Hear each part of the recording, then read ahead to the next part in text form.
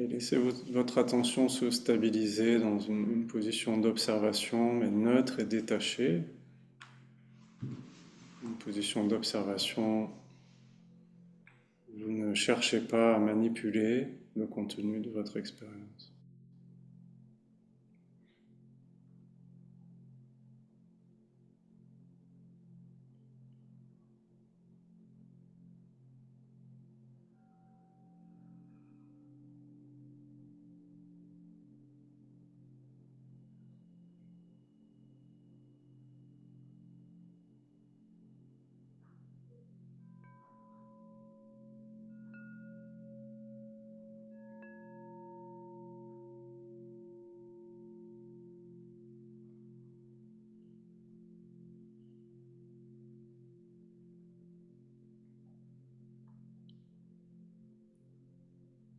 Et validez bien l'élément qui est constant dans votre expérience, qui est cet espace ouvert et transparent de conscience. Tout le reste, c'est impermanent. Tout le reste, ça fait partie du contenu, donc ça prend forme, ça va exister pendant un moment et puis ça disparaît. Et tout est soumis à ce principe d'impermanence. Les sensations, les émotions, les sons ou les autres éléments perçus par les sens, les pensées, les images. Certains éléments vont durer plus longtemps que d'autres, mais tout est soumis à l'impermanence.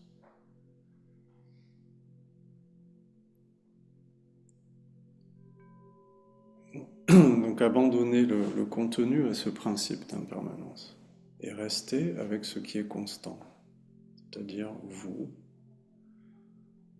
en tant que ce qui perçoit.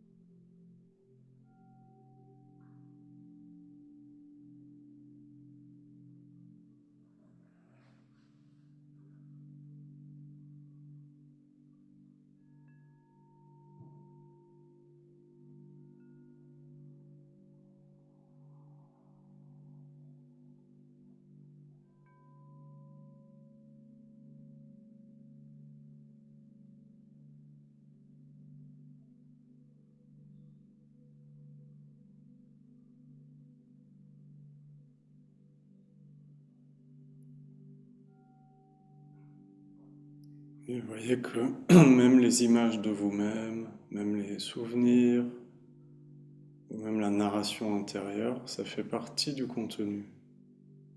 Ça apparaît, ça dure un temps, ça disparaît. Et ça n'a rien à voir avec ce que vous êtes dans votre aspect le plus fondamental, à savoir cette présence consciente qui est là et qui ne change pas.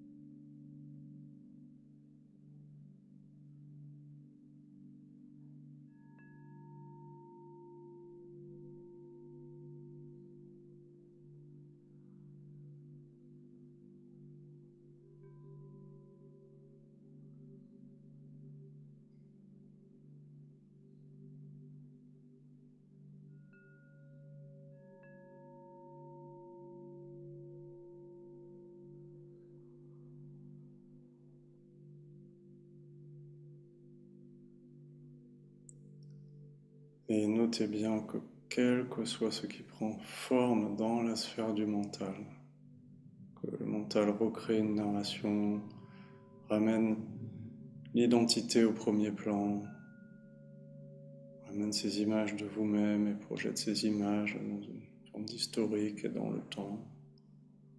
Vous voyez que même quand cela est à l'œuvre, vous restez toujours ce que vous êtes, à savoir ce qui perçoit ces pensées et cette narration.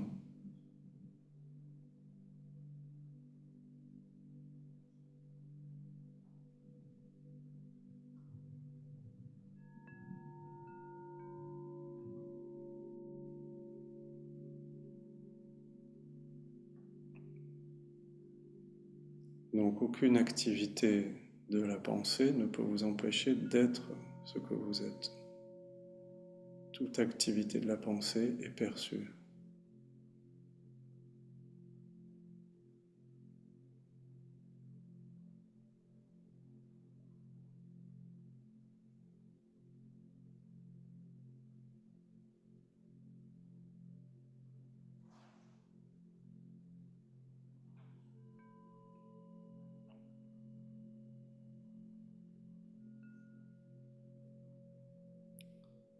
Donc vous voyez, sentez, reconnaissez que vous ne pouvez pas être autre chose que cette conscience qui est là, qui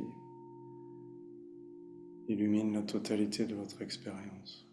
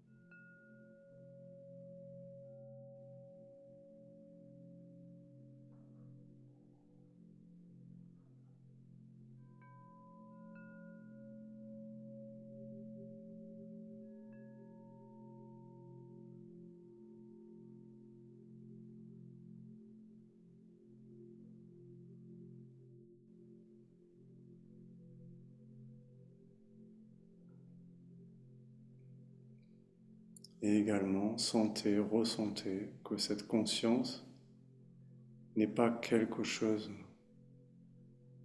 Le monde des choses et des formes fait partie de ce que vous percevez. Ce qui perçoit n'est pas quelque chose, c'est juste la perception ou le fait d'être conscient, mais sans qu'il y ait une entité, une personne ou un objet qui soit à l'origine de cette conscience ou qui soit le détenteur de cette conscience. Vous sentez bien ça?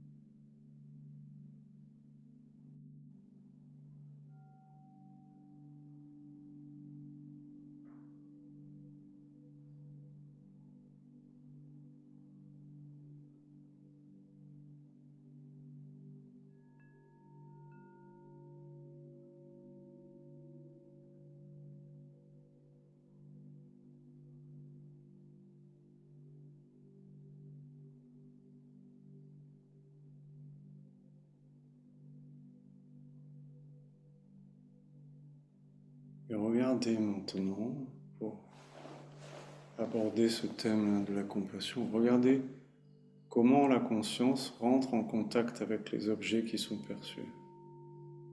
Donc on ne va pas aller trop loin dans la non-dualité où finalement il n'y a pas de distinction entre la conscience et les objets, on va pas aller là.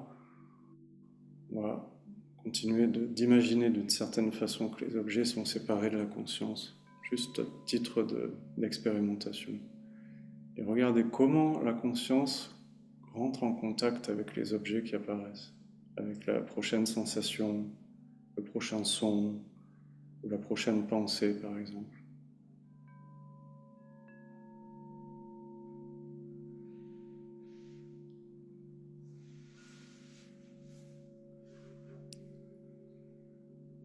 Et sentez bien comment la conscience est dans cet état d'ouverture, d'accueil inconditionnel. Elle accueille tout de façon absolue, sans émettre la moindre résistance.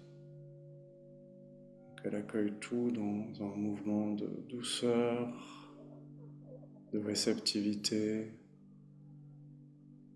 d'intimité, une intimité qui est tellement grande qu'en fait elle va prendre la forme de ce qui émerge.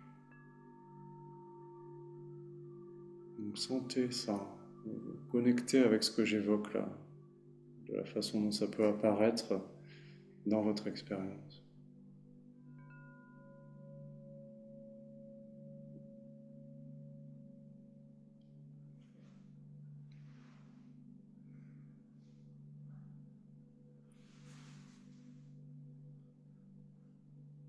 Sentez la paix qui est un des éléments fondamentaux de cette conscience. Et sentez que quand quelque chose apparaît, c'est comme cette paix qui prend une forme temporaire.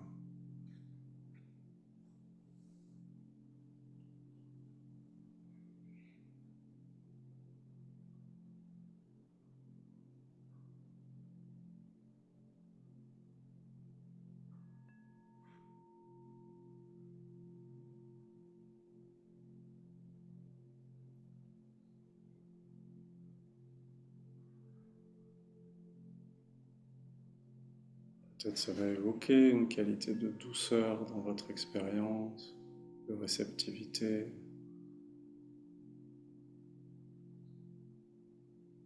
Peut-être ça va évoquer une sensation d'unité avec tout ce qui est perçu.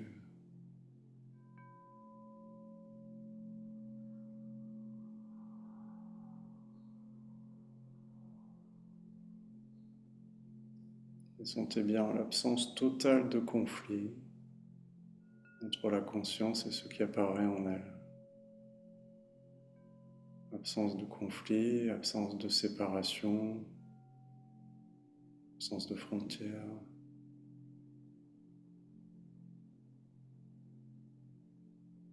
Sentez bien aussi cet accueil inconditionnel, cette qualité de transparence de la conscience qui va prendre toutes les formes qui apparaissent en elle.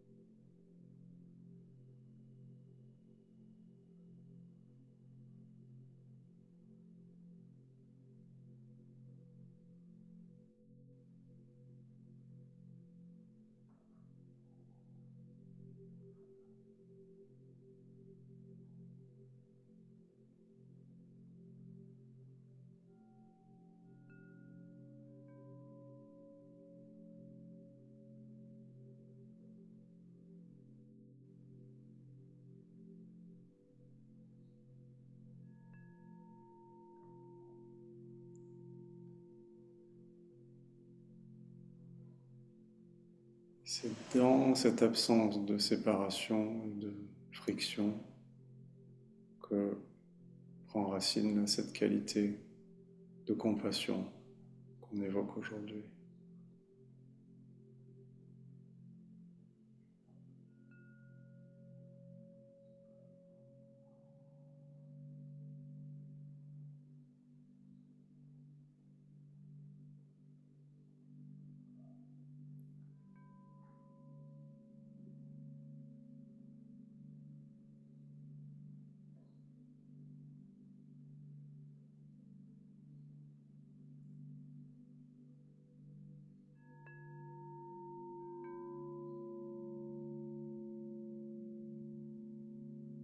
La compassion est l'émanation de cette intimité absolue entre la conscience qui perçoit et ce qui est perçu, ce qui prend forme en elle.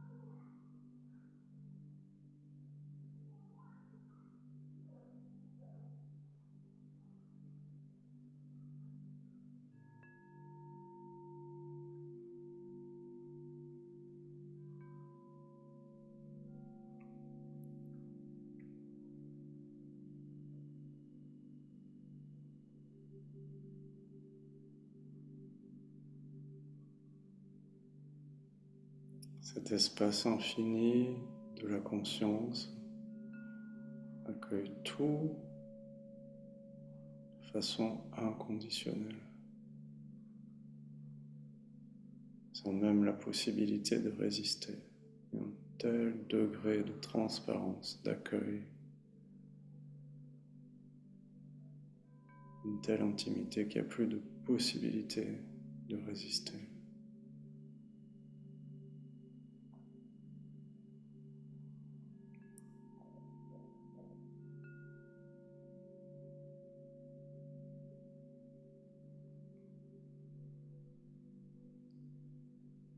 C'est pour ça que la conscience, quand elle est perçue de cette façon, en lien avec la création, avec les formes qui émergent en elle, est souvent associée à cet aspect maternel.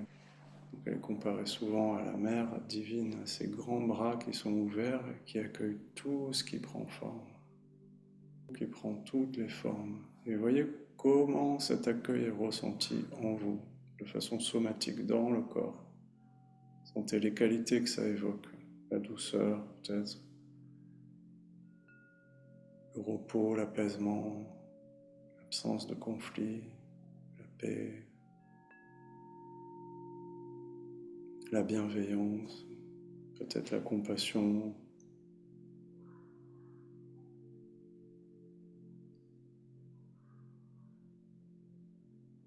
l'ouverture, peut-être là aussi ça évoque une qualité de liberté.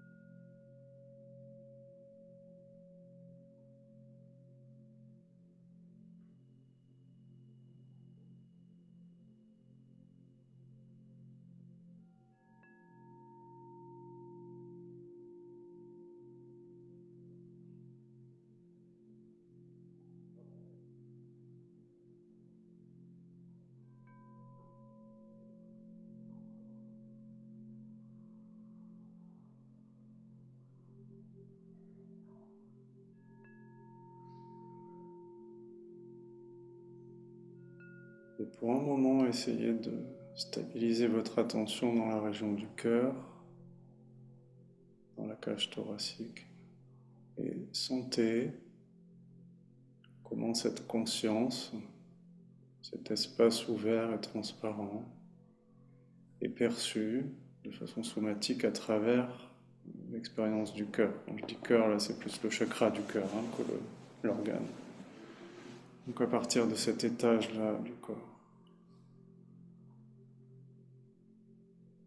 comment, quand vous savez que vous êtes cet espace ouvert et transparent, Comment vous rentrez en contact à partir du cœur avec le monde des formes, des apparents objets, des apparentes situations, des apparentes autres personnes que vous croisez.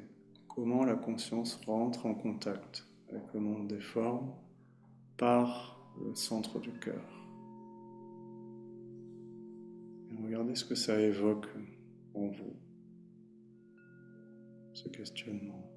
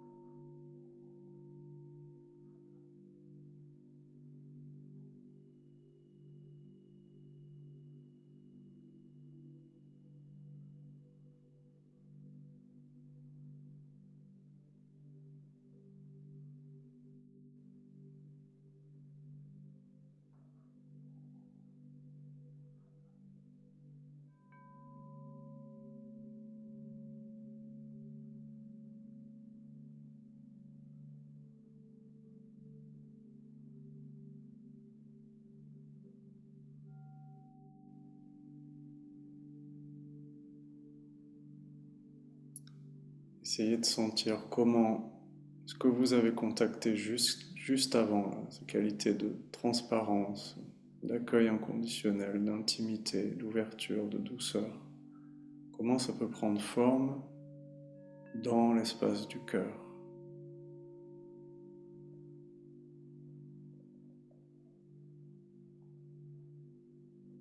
Quand la forme qui est le corps que vous ressentez rentre en contact avec le monde.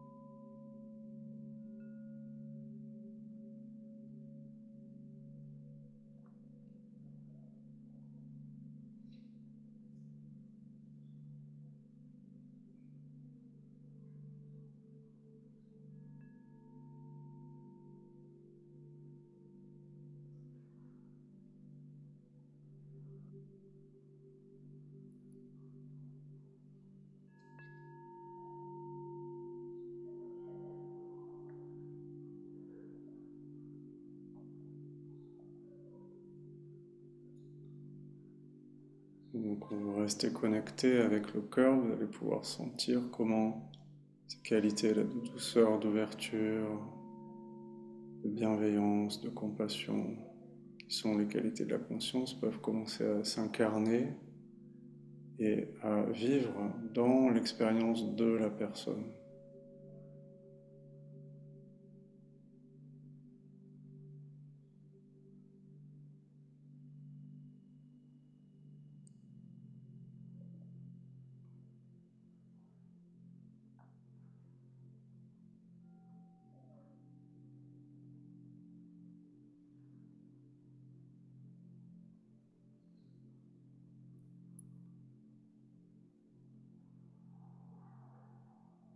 Mais notez bien que quand il n'y a plus aucune résistance à ce qui est, tout ce qui est là, c'est l'accueil, l'acceptation, l'ouverture,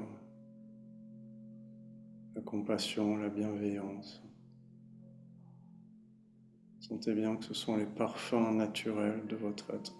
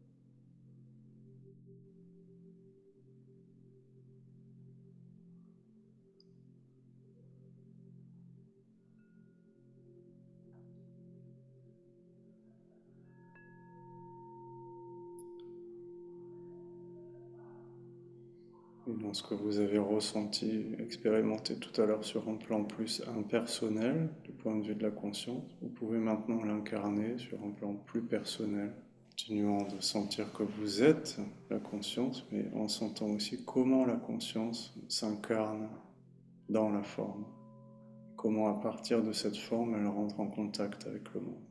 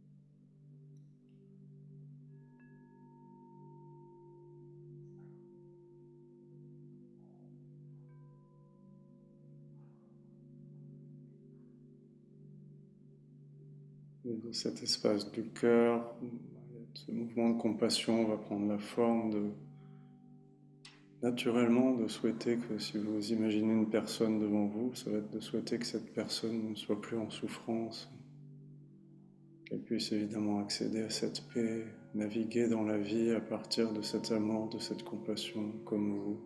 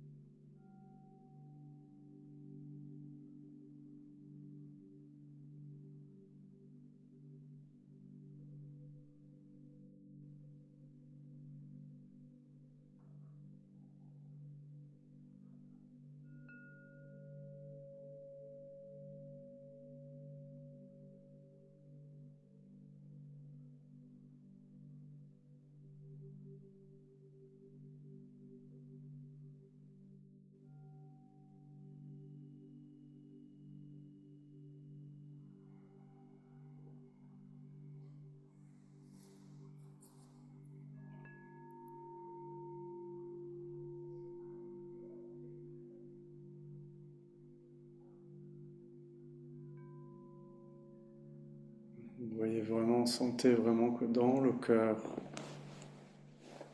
résident naturellement ces vœux qu'on formule dans les métaméditations, là où on se souhaite d'abord d'être heureux, épanoui, en paix, en sécurité, en bonne santé. On se souhaite d'être libéré de la souffrance et de l'emprise du mental et de l'ego.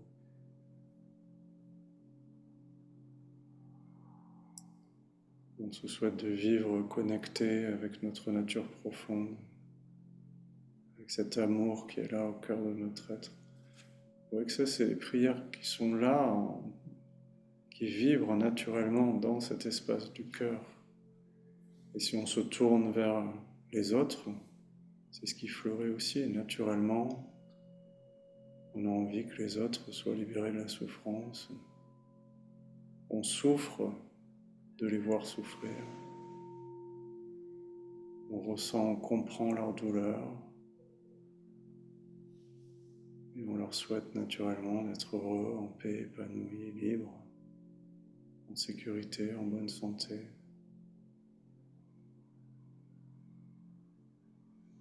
On va souhaiter que chaque être humain puisse se sentir respecté, vivre dans la dignité, être traité de façon équitable, honnête.